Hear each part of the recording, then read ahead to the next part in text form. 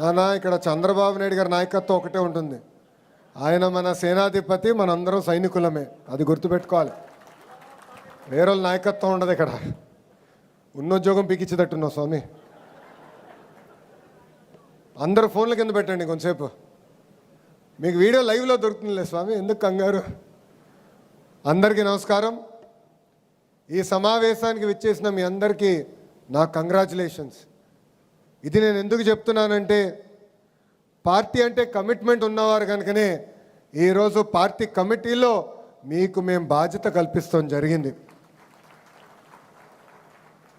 ఇక్కడున్న మిమ్మల్ని అందరినీ ఒక ప్రశ్న అడగాలనుకుంటున్నా. పార్లమెంట్ కమిటీలో మొదటిసారి కమిటీలో వచ్చిన వాళ్ళు చేతులు పైకెత్తండి. మొదటిసారి తెలుసురాబా, అది అడిగింది నేను. చేతుల కింద పెట్టండి. రిపీట్ అయిన వాళ్ళు చేతులు పైకెత్తండి.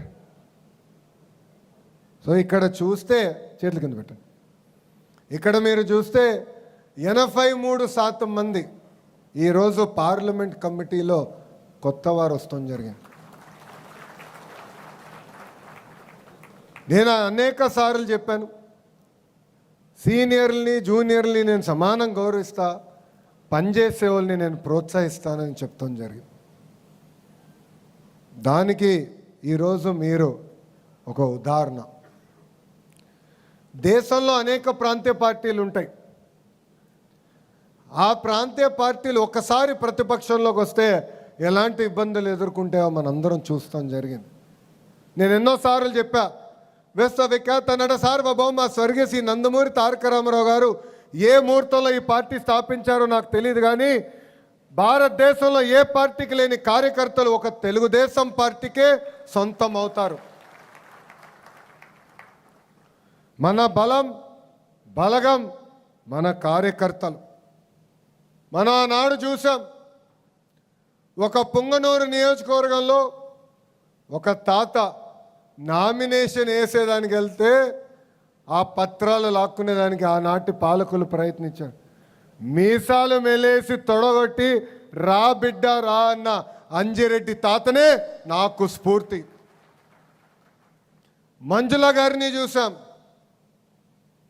మాచర్ల నియోజకవర్గంలో ఆమె పోలింగ్ బూత్ దగ్గర కూర్చున్నారు. వైకాపా నాయకులు ఆనాడు ఆమె పైన దాడి చేసి రక్తం కారుతున్నా కూడా చివరి ఓటు పడిన తర్వాతనే ఆమె ఆసుపత్రికి వెళ్ళింది. పక్కనే విజయవాడలో చూసాం, కొంతమంది రౌడీలు మన గాంధీ గారి పైన దాడి చేసి ఆయన కంటి చూపు పోయినా జై తెలుగుదేశం అని నిలబడ్డారు. పల్నాడులో చూసాం, తోట చంద్రయ్యని చూసాం. మెడపై కత్తి పెట్టి వాళ్ళ నాయకుడు పార్టీకి జై చెప్పమంటే జై చంద్రబాబు జై తెలుగుదేశం అని ప్రాణాలు కోల్పోయారు. ఇది మనందరం గుర్తుపెట్టుకోవాల్సిన అవసరం ఉంది. మడమ తిప్పుతాం, మాట మార్చుతాం, మన బ్లడ్లోనే లేదు. ఈరోజు సంక్షేమ కార్యక్రమాలే దేశానికి పరిచయం చేసింది తెలుగుదేశం పార్టీ. 1983 నుంచి మన అద్భుతమైన సంక్షేమ కార్యక్రమాలు చేస్తున్నాం. 2 రూపాయలకి ఆనాడు కిలో బియ్యం కానీ, జనతా వస్త్రాలు కానీ, మహిళలకు ఆస్తుల్లో సమాన హక్కు కానీ, పటేల్ పట్వారీ వ్యవస్థ రద్దు చేస్తాం కానీ, ఇలా అనేక సంక్షేమ కార్యక్రమాలు అన్న ఎన్టీఆర్ తీసుకొచ్చారు. అన్న ఎన్టీఆర్ని స్ఫూర్తి తీసుకుని సంక్షేమ అభివృద్ధి జోడెద్దుల బండిగా ముందరికి నడిపిస్తున్నాడు మన నాయకుడు చంద్రబాబు నాయుడు గారు. ఈరోజు భారతదేశంలో అభివృద్ధి సంక్షేమానికి ఒక బ్రాండ్ అంబాసిడర్ ఉన్నాడంటే అది 3 అక్షరాల పేరు, ఒక సిబిఎన్ మాత్రమే. ఆయన ఎప్పుడు ఒక ట్రెండ్ సెటర్.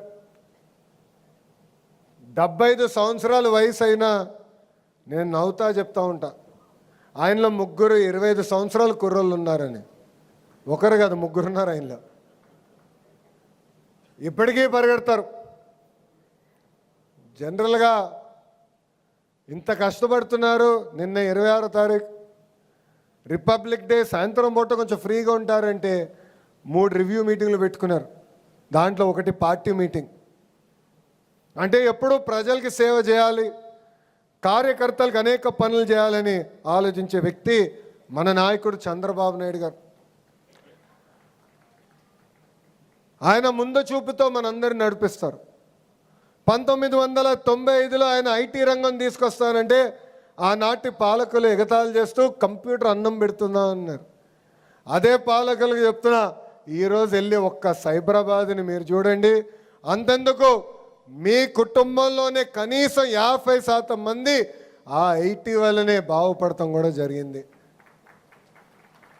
ఈరోజు అనేక పరిశ్రమలు ఆంధ్ర రాష్ట్రానికి వస్తున్నాయి. దానన్నిటి కారణం మన నాయకుడు చంద్రబాబు నాయుడు గారు. ఒక ఆర్సిలర్ మిత్తల్ కానివ్వండి, గూగుల్ కానివ్వండి, అదేవిధంగా మనకి కాగ్నిసెంట్ కానివ్వండి, ఇలా అనేక పరిశ్రమలు ఆంధ్ర రాష్ట్రానికే సొంతమవుతున్నాయి. మన నాయకుడు సంక్షేమ అభివృద్ధికి బ్రాండ్ అంబాసిడర్ అవుతే ఒక టీమ్ 11 ఉందండి. టీమ్ 11, ఆ టీమ్ 11 దేనికి బ్రాండ్ అంబాసిడర్ తెలుసా? కల్తీ నెయ్యి, కోడి కత్తి, కల్తీ మద్యం. ఇది మనందరం ఒక్కసారి గుర్తుపెట్టుకోవాలని ఈ సభాముఖంగా కోరుతున్నా. వస్తున్నా, అన్నిటికి వస్తున్నా. ఎందుకు కంగారు స్వామి? సగం స్పీచ్ కూడా అవ్వలేదు. మన ఎన్నికల ముందల హామీలు ఇచ్చాం. దాంట్లో మొదటిది పెన్షన్. మీరు చూస్తే భారతదేశంలో ఏ రాష్ట్రంలో ఇవ్వని విధంగా వృద్ధులకి 4,000 రూపాయలు పెన్షన్ మనం అందిస్తున్నాం. వికలాంగులకు 6,000 రూపాయలు ఇస్తున్నాం. బెడ్కే పరిమితం అవుతే 15,000 రూపాయలు మన ప్రభుత్వం అందజేస్తుంది. ఈ ఒక్క కార్యక్రమం ద్వారా సంవత్సరానికి 30,000 కోట్ల రూపాయలు ఈరోజు కూటమి ప్రభుత్వం ఖర్చు పెడతాం జరుగుతుంది. ఇది ఒక కార్యక్రమం. రెండోది స్త్రీ శక్తి. ఈరోజు మహిళలందరూ ఆంధ్ర రాష్ట్రంలో ఎక్కడికి వెళ్ళాలన్నా ఆర్టీసీ బస్సులో ఉచితంగా ప్రయాణించే హక్కు కూడా మనందరం కల్పిస్తాం జరిగింది. ఇంకో పక్కన దీపం పథకం. దీపం పథకం ద్వారా ఇప్పటికీ మనం 2 విడతలు మనం ఉచితంగా గ్యాస్ తీసుకునే వాళ్ళకి మనం డబ్బులు కూడా వేస్తాం జరిగింది. మిగతాయి కూడా త్వరలో మనం వేయబోతున్నాం. ఇంకో పక్కన అన్నదాత సుఖీభవ కింద 2 విడతలు కేంద్ర ప్రభుత్వం ఎప్పుడైతే డబ్బులు రిలీజ్ చేస్తున్నామో దానికి మనం డబ్బులు జోడించి రైతులకు అందజేస్తామని చెప్పాం. అంటే ఇచ్చిన హామీలన్నీ ఒక పద్ధతి ప్రకారం మనం నిలబెట్టుకుంటా ముందరికి వెళ్తున్నాం. ఇంతేకాదు, యువగలం కింద 20 లక్షల ఉద్యోగాలు కల్పిస్తామని ఆనాడు మన హామీ ఇచ్చాం. మన ప్రభుత్వ అధికారంలోకి వచ్చిన 150 రోజుల్లో ప్రతిపక్ష పార్టీ 200 కేసులు వేసిన డిఎస్సి పూర్తి చేసి 16,000 మందికి మనం ఉద్యోగాలు కల్పించాం. 6,000 మంది పోలీస్ కానిస్టేబుల్ పోస్టులు మనం భర్తీ చేశాం. ఈరోజు పెద్ద ఎత్తున పెట్టుబడులు తీసుకొస్తున్నాం. భారతదేశంలో 100 రూపాయలు పెట్టుబడులు వస్తే దాంట్లో 25 రూపాయలు మన రాష్ట్రానికి ఈరోజు వస్తుంది. అంటే సంక్షేమ అభివృద్ధి 2 కలిసికట్టుగా ముందరికెళ్ళాలి. చేయాల్సి ఉంది. అన్నీ మనం చేశానని చెప్పట్లేదు. రోడ్లు కూడా మనం గుంతలు పూడ్చాం. 5 సంవత్సరాల వాళ్ళు ఒక్క గుంత పూడ్చలేదు. గుంటలు పూడ్చేదానికి 2,000 కోట్ల రూపాయలు మనకు ఖర్చు అయింది. మళ్ళీ వర్షాలు పడిన తర్వాత గుంతలు పడినాయి, అది పూర్తి చేస్తున్నాం. ఇంకా రోడ్లు వేయాల్సిన అవసరం ఉంది. మిగిలిన సంక్షేమ కార్యక్రమాలు కూడా అమలు చేయాల్సి ఉంది. కానీ మనం చేసిన కార్యక్రమాలు చెప్పుకోవాల్సిన బాధ్యత మనందరిపైన ఉంది.